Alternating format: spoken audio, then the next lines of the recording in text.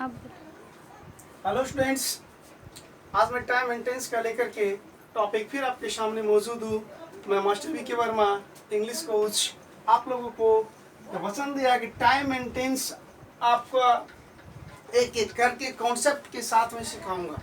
English रटने की कोई चीज़ नहीं है, सीखने की चीज़ है। क्योंकि भाषा रटा नहीं जाता है, सीखा जाता है, इसे लाइफ में यूज किया जाता है। इसलिए मैं कल बता रहा था टाइम मेंटेनेंस टॉपिक में, टाइम मेंटेनेंस क्या है, दोनों में समानता क्या है, दोनों में अंतर क्या है। क्योंकि आज तक बहुत सारे स्टूडेंट्स कंफ्यूजन में होते हैं कि टाइम मेंटेनेंस क्या है। बहुत सारे लोग टाइम इज टेंस बोल देते हैं, जो गलत है। मैंने बताया था, आज मैं उससे आगे बढ़ रहा हूँ टेंस की दुनिया में। मैं बेसिक टू एडवांस पढ़ाऊंगा, बेसिक टू एडवांस, जिसमें +2 से लेकर के बैंकिंग, एसएससी, डिफेंस वालों तक के लिए लाभ होगा। इसके बाद भी मैं अलग से कॉम्पिटिटिव और स्पोकन क्लासेस चलाऊंगा, लेकिन उसका लिंक बाद में दूंगा। अभी मैं बेसिक टू एडवांस पढ़ा रहा हूं, जो स्पेशली +2 एंड कॉम्पिटिटिव स्टूडेंट्स के लिए, कॉम्पिटिटिव स्टूडेंट्स, ये दोनों के लिए ही फायदेमंद है। +2 वाले हैं तो आने वाले कॉम्पिटिटिव के लिए वो तैयार हो जाएंगे। जो कॉम्पिटिटिव वाले हैं उनको डायरेक्ट फायदा होगा। और इसी के साथ आपका स्पोकन भी साथ में साथ कहीं ना कहीं कुछ हो जाएगा। बाकी तो अलग से क्लास लूंगा ही। तो आज मैं बता रहा हूँ कि टाइम मेंटेनेंस क्या है। तो मैं बताया था कि टाइम कॉन्सेप्ट है, जबकि टेंस सीरीज ऑफ वर्ड्स है। आप जान लीजिए, अब जब भी टेंस की चर्चा, जब मैं कल टाइम एंड टेंस की अलग से चर्चा कर रखा हूँ, आज मैं टेंस की चर्चा कर रहा हूँ।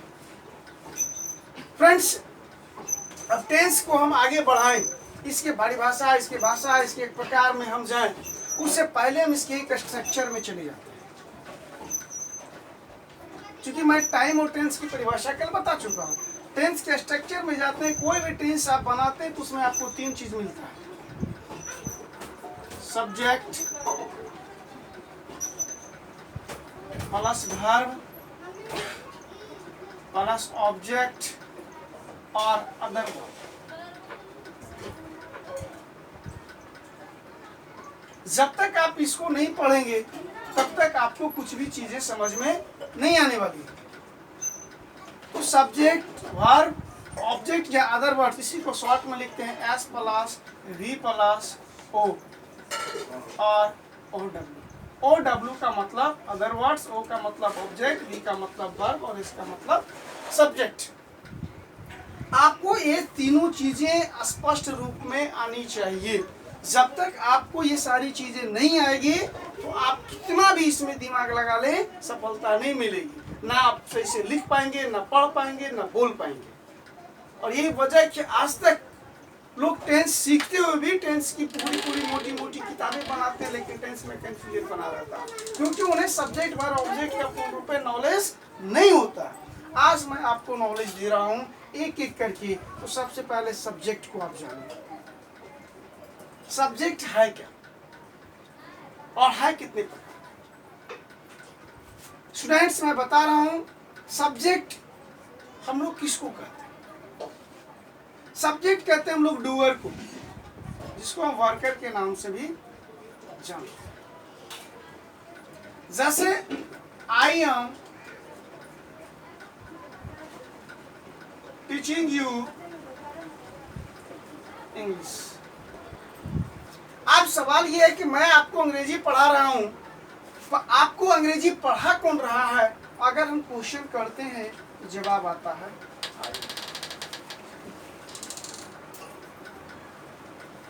Mukesh is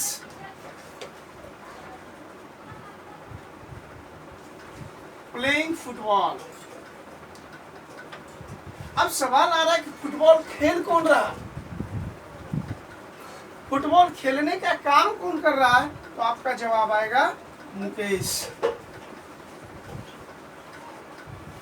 they are finishing their work. अब अपना काम फिनिश कौन कर रहे हैं? तो दे कर रहे हैं। तो वह व्यक्ति जो काम करता हो, अर्थात जो करने वाला हो, वह आपका सब्जेक्ट कहलाता है। क्लियर? सब्जेक्ट कौन कहलाता है?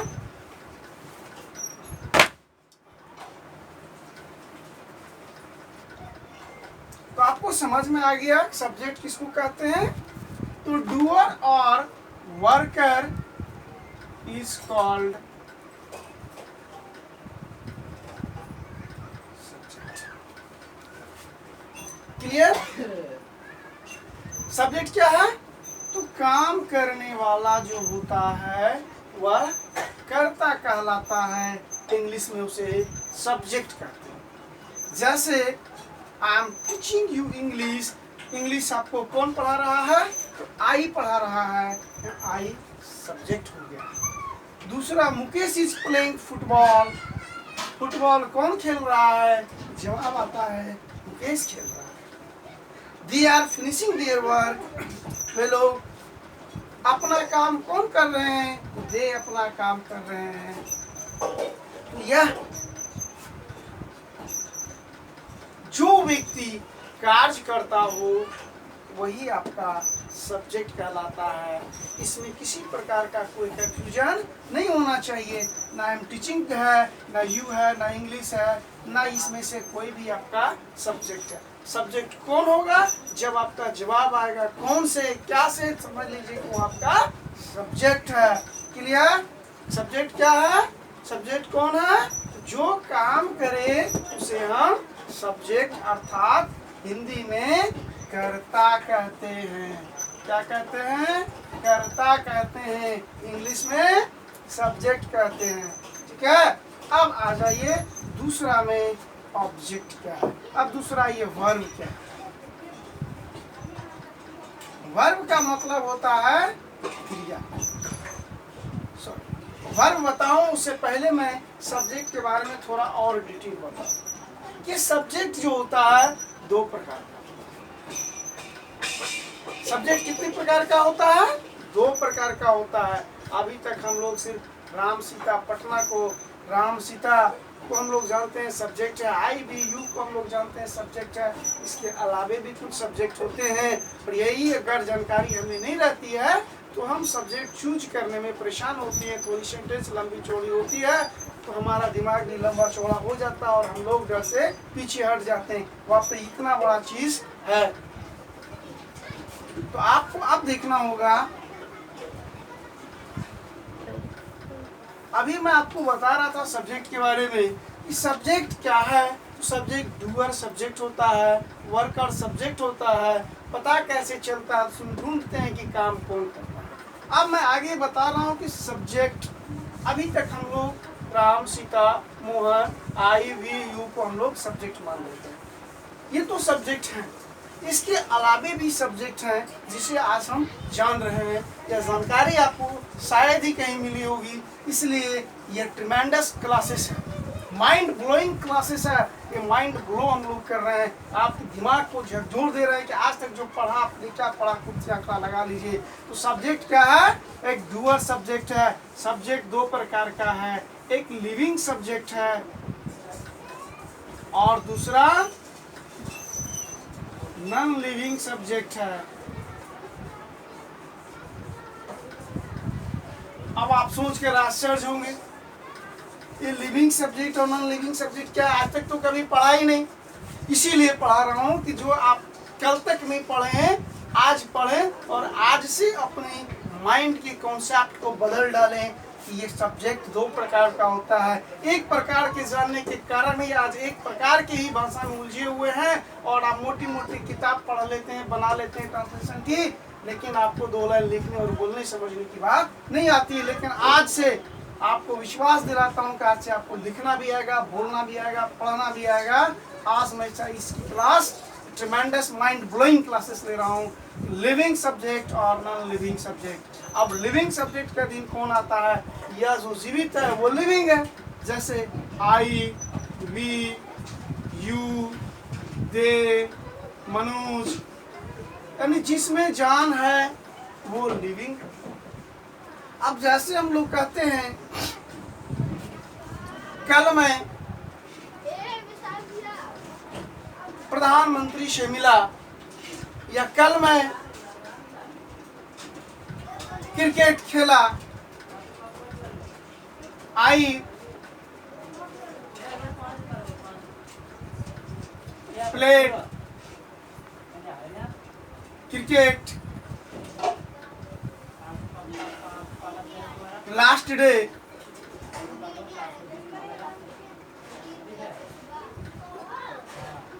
रानी purchased some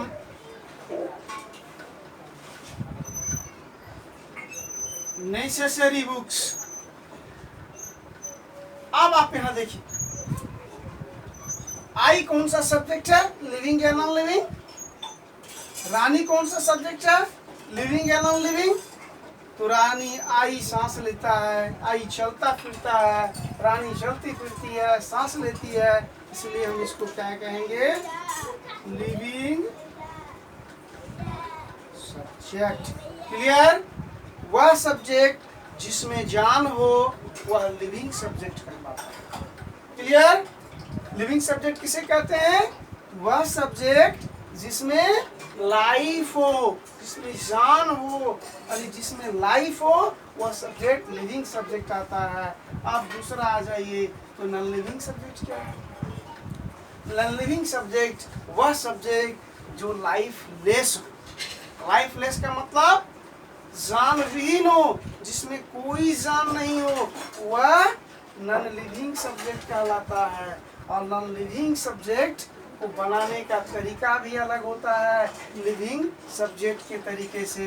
क्योंकि लिविंग सब्जेक्ट आप टेंस के साधारण वर्ब फॉर्म से बना सकते हैं, प्रेजेंट इंडेफिनिट परफेक्ट कंटीन्यूअस करके बना सकते हैं, लेकिन नॉन लिविंग जब भी बनेगा तो यह वॉइस में बनेगा, ये हमेशा ध्यान रखिएगा। नॉन लिविंग सब्जेक्ट का ट्रांसलेशन कैसे बनेगा, हमेशा वॉइस में बनेगा, और लिविंग सब्जेक्ट का जब भी बनेगा टेंस में बनेगा। तो लिविंग और नॉन लिविंग सब्जेक्ट में सबसे बड़ा अंतर क्या मिला कि लिविंग सब्जेक्ट के बाद लिविंग सब्जेक्ट हमेशा टेंस के माध्यम से बनता है, जबकि नॉन लिविंग सब्जेक्ट हमेशा वॉइस के माध्यम से बनता है। यह ना माइंड ब्लोइंग, आज तक आपको किसी ने ऐसा पढ़ाई नहीं होगा, किसी ने बताया नहीं होगा। यही वजह है कि आज आप छोटी छोटी ट्रांसलेशन करते हैं, मैं खाता हूँ वह जाता है, ना पढ़ता है वह सोता है, बस इतना करते रह गए। अब अगर कोई दे देता कि सड़क बनती है, आप बनाओ, आप बोलोगे टेंस है, प्रेजेंट इंडेफिनिट है, ता है, ती है, आप क्या करें।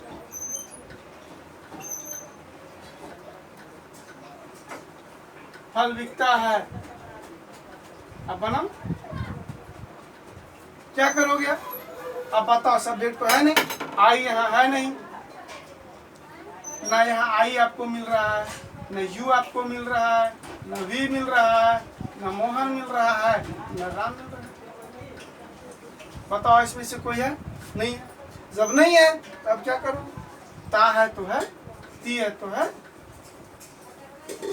आप कैसे बनाओगे, यही सबसे बड़ी समस्या है। इसीलिए मैं इसको पहले क्लियर कर देना चाह रहा हूँ टाइम एंड टेंस में। अगर ये क्लियर होगा तो बड़ी से बड़ी ट्रांसलेशन भी बनेगी, बड़ी से बड़ी लाइन का लैंग्वेज भी आप लिख पाओगे, समझ भी पाओगे।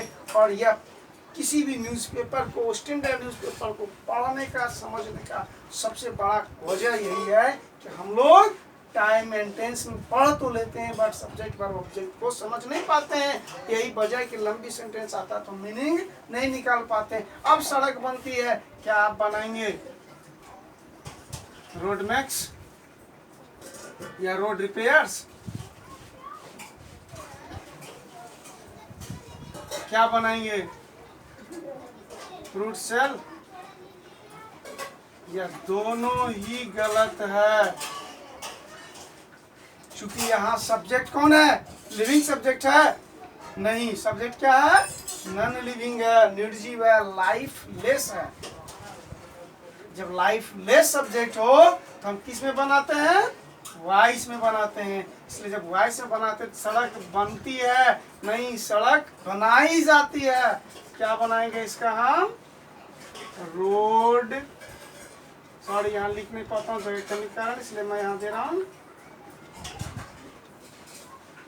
रोड इज रिपेयर्ड या रोड इज कंस्ट्रक्टेड। ठीक है स्टूडेंट्स, रोड इज रिपेयर्ड या रोड इज कंस्ट्रक्टेड। अब देखो वॉइस का पहचान क्या है, is verb plus verb three, क्या है V3। वॉइस का पहचान क्या है V3। अब रोड इज रिपेयर्ड, सड़क बनाई जाती है या सड़क बनती है। बड़े बड़े अच्छी क्वालिटी की मैगजीन्स जब आप देखेंगे, आप न्यूज़पेपर जैसे the Hindu, the times of India, ये सारी जब मैगजीन्स पढ़ेंगे, नॉवेल्स पढ़ेंगे, आपको इसी क्वालिटी का इंग्लिश मिलेगा। आपको मैक्सिमम आपको पैसिव वॉइस में मिलेगा। आप ये ध्यान रखें। अब फल बिकता है, क्या बनाएंगे, फ्रूट्स आर सोल्ड, फल बेचे जाते हैं। आप कैसे यहाँ फ्रूट्स क्या क्यों लगा दिए, फ्रूट क्यों नहीं लगा, तो फ्रूट्स बहुत विभिन्न प्रकार के टाइप्स ऑफ काइंड्स ऑफ उसके पास फ्रूट्स होंगे, कुछ आम होंगे, कुछ लीची होंगे, भिन्न भिन्न प्रकार के फ्रूट्स हैं, इसलिए हमने फ्रूट्स लिखा। फ्रूट्स आर सोल्ड मतलब क्या हुआ, फल बेचे जाते हैं या फल बिकती है। तो आप समझ में आ गए दोस्त, क्या है टेंस और टाइम में सबसे बड़ा टॉपिक हम लोग समझ रहे हैं सब्जेक्ट, वर्ब, ऑब्जेक्ट क्या है। आपने देखा सब्जेक्ट कितने प्रकार के हैं, सब्जेक्ट दो प्रकार के हैं, एक लिविंग सब्जेक्ट, दूसरा non living subject. Living subject में क्या है, IVU यानी जिसमें जान हो, जिसमें लाइफ हो, वो लिविंग सब्जेक्ट है, और जिसमें लाइफ नहीं हो वो नॉन लिविंग सब्जेक्ट है। इसमें कुछ भी हो सकता है। अब जैसे रहेगा फूल टूटता है, अब फूल टूटता है क्या बनाइएगा, क्या बनेगा, फ्लावर ब्रेक्स नहीं, flower is broken plot, flower is plot. इस तरह से आप बनाएंगे तो आपका नॉन लिविंग थिंग होगा। नॉन लिविंग थिंग जितने भी होंगे लाइफलेस होंगे, और लाइफलेस जितने भी होंगे वो वॉइस में बनेंगे। ठीक है, आज से आपकी अंग्रेजी बहुत ही आसान होने वाली है, और बहुत आसान हो गई है। आप समझ लीजिए कि आज से आपकी इंग्लिश थ्रू हो चुकी है, माइंड ब्लोइंग हो चुकी है। यह बड़ा ही यूनिक चीज़ मैंने आपको बताया, जो ना किसी किताबों में मिला होगा, ना किसी टीचर ने साधारण रूप से आपको पढ़ाया होगा जनरल क्लासेस में। तो आज दोस्तों मैं बता दिया हूँ डियर स्टूडेंट्स कि सब्जेक्ट कितने प्रकार के हैं। अब मैं